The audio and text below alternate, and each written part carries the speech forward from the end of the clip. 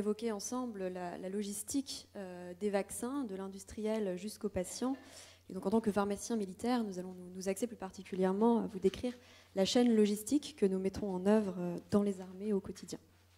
Les effectifs militaires étaient en 2017 de 206 400 personnels militaires, dont plus de 30 000 étaient déployés en opération. Ces personnels militaires sont soumis dans les armées à une obligation vaccinale selon un calendrier vaccinal qui est propre aux armées et qui vise à répondre aux contraintes particulières de la vie en communauté et de la disponibilité opérationnelle sur les théâtres d'opérations extérieures. Donc pour répondre à ce besoin vaccinal, ce sont 390 000 doses de vaccins, tous vaccins confondus, qui ont été achetées en 2017 par le service de santé des armées. Donc nous mettons véritablement en œuvre dans les armées ce qu'on pourrait qualifier d'une vaccination de masse. Et c'est donc le service de santé des armées qui est en charge de l'approvisionnement des vaccins pour répondre à ce besoin vaccinal. Et compte tenu des difficultés liées aux quantités que nous venons d'évoquer et à la chaîne logistique particulière que nous devons mettre en œuvre, eh bien, il y a une composante spécifique du service de santé des armées, le ravitaillement sanitaire, qui a la charge de cette tâche.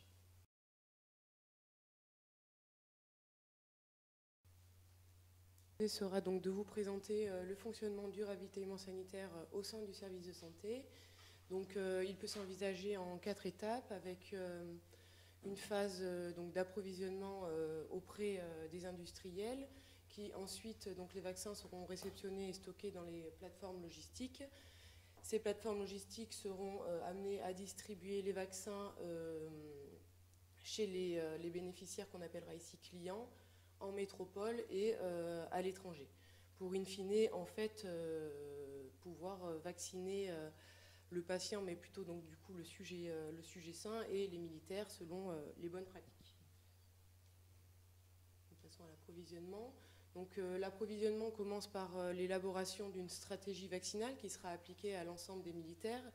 Celle-ci est réfléchie par le comité technique des vaccinations propres aux armées, qui prend en compte les recommandations nationales et les risques épidémiologiques propres aux militaires.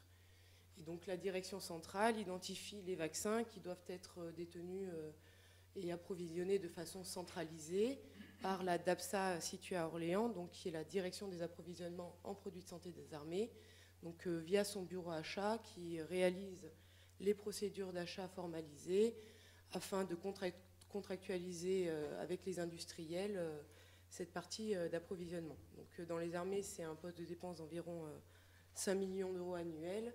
Et donc c'est bien via la contractualisation de ces marchés qu'on peut sécuriser l'approvisionnement, puisqu'il est possible d'actionner et de faire appliquer des pénalités en cas de défaillance du titulaire. Et donc il y a également la division du ravitaillement sanitaire opérationnel qui est quant à elle chargée de communiquer l'échéancier de commande donc auprès des industriels. Et donc en pratique, c'est généralement 3 commandes par an qui sont passées, donc, qui équivaut donc une commande équivaut à un stock de 4 mois, qui est un levier supplémentaire dans la sécurisation de l'approvisionnement, puisqu'il permet donc d'assurer cet approvisionnement lorsqu'on rencontre des tensions de courte durée.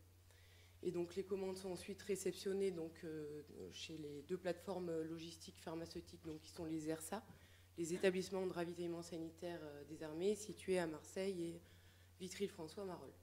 Et donc ils sont chargés ensuite de distribuer les vaccins dans les unités médicales, les hôpitaux des armées, ainsi que quelques clients interministériels. Leur mission est aussi donc de constituer et entretenir des stocks stratégiques, ainsi que des dotations qui seront déployées au coup de sifflet. Donc la coordination de l'ensemble de ces acteurs a pour but la vaccination des militaires en vue du maintien de la capacité opérationnelle des armées. Donc ici, quelques chiffres qui caractérisent le marché des vaccins. C'est 4 milliards de doses vendues en 2016, ce qui représente un chiffre d'affaires de 42,3 milliards d'euros par an, donc avec une évolution en hausse de plus de 11% par an. Et donc, malgré ces chiffres faramineux, le marché du vaccin représente un peu moins de 5% du marché du médicament. Le marché du médicament, de manière générale, est un marché sous tension.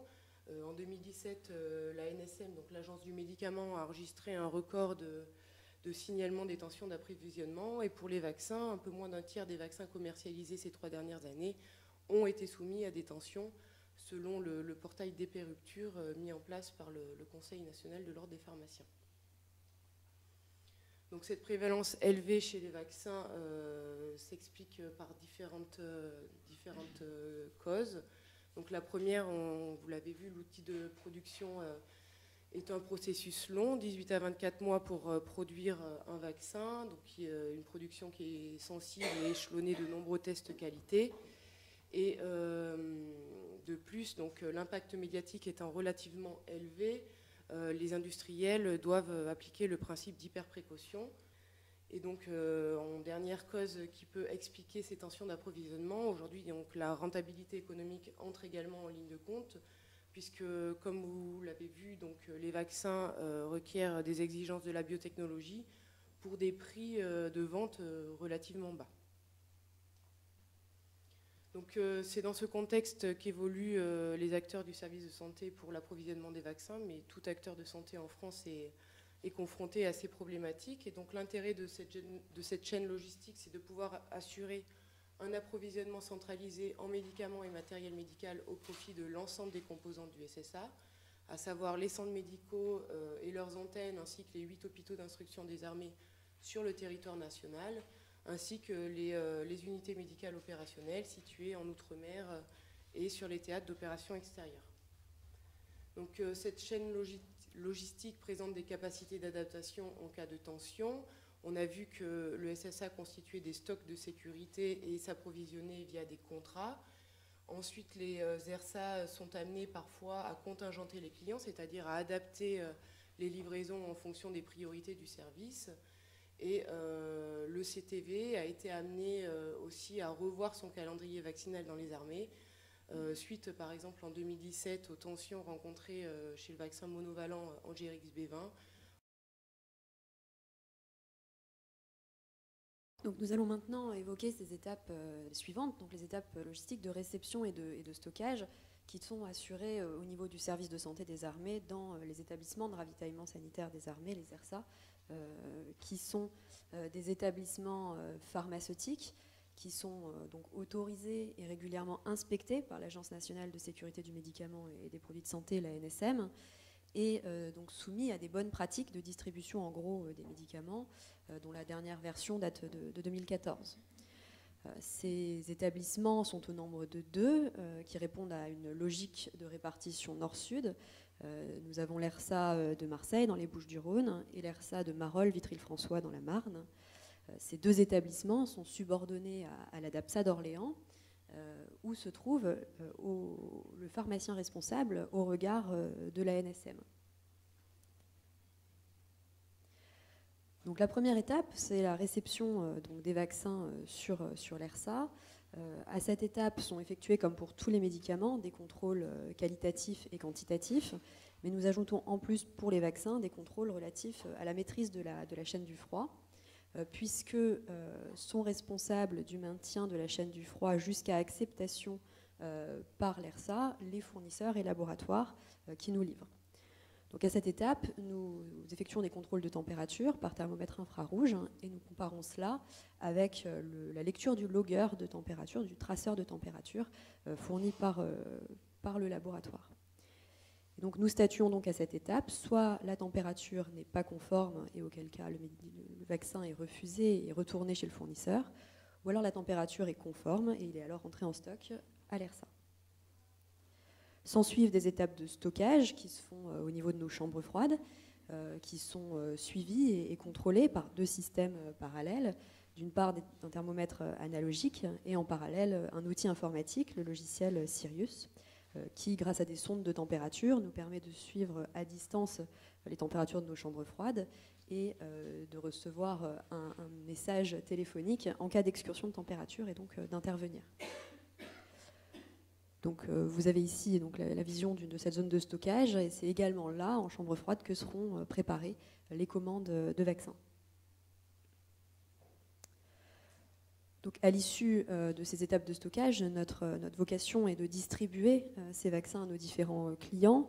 Donc, ces étapes de distribution vont regrouper à la fois la préparation de la commande, son emballage, son expédition, et ce jusqu'à son acceptation par le client. Donc, pour vous donner une idée du périmètre que représente le transport de produits froids au sein des armées, quelques chiffres. En 2017, 16% des commandes traitées sur les ERSA correspondaient à des colis froids. 86% étaient destinés à nos clients en métropole, qui correspondent sur ce graphique aux centres médicaux des armées, aux hôpitaux d'instruction des armées, à nos clients marines, mais également à des clients onéreux, c'est-à-dire des clients hors ministère des Armées, mais pour lesquels nous mettons à profit notre chaîne logistique. Et 14% de ces colis froids étaient expédiés hors métropole. Pour cette étape de transport, nous utilisons un emballage isotherme, la Sofribox, qui est fabriquée pour nous sur mesure par le prestataire Sofrigam. Nous distinguons deux profils de Sofribox selon les conditions climatiques extérieures.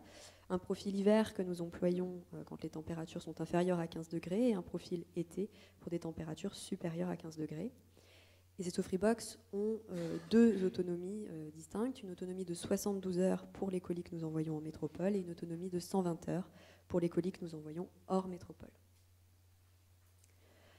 Donc cette Sofribox, c'est une méthodologie qui est employée chez nous depuis 2012, qui est qualifiée selon la norme AFNOR NFS 99-700, qui est relatif aux emballages isothermes et réfrigérants pour produits de santé. Donc, vous avez ici la représentation d'une instruction de chargement d'une Sofribox. Donc, c'est la façon dont on va coliser nos vaccins. Et ces instructions vont différer donc, en fonction de la taille du colis et du profil envisagé. Donc, ici, un petit focus, on va passer rapidement. Vous avez là les clients, pour nos clients métropole, des Sofribox d'autonomie 72 heures. Donc, on distingue les deux profils, hiver et été, qui se distinguent en fait par la nature des plaques eutectiques employées. On voit qu'en profil été, on utilise des plaques eutectiques, donc celles qui sont représentées en bleu clair, qui sont à moins 20 degrés, alors qu'en profil hiver, nous n'utilisons que des plaques eutectiques à plus 5 degrés. Et ici, la même représentation pour nos clients hors métropole, donc avec une autonomie de 120 heures. Et la grande différence par rapport au profil que nous avons vu précédemment, c'est la ceinture tampon qui vient entourer le colis de vaccin et donc assurer cette plus large autonomie.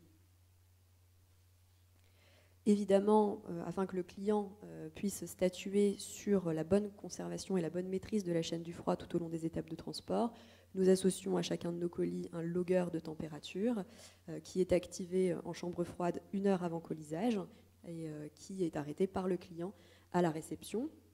Donc ce logger permet de faire une lecture par un système de diodes.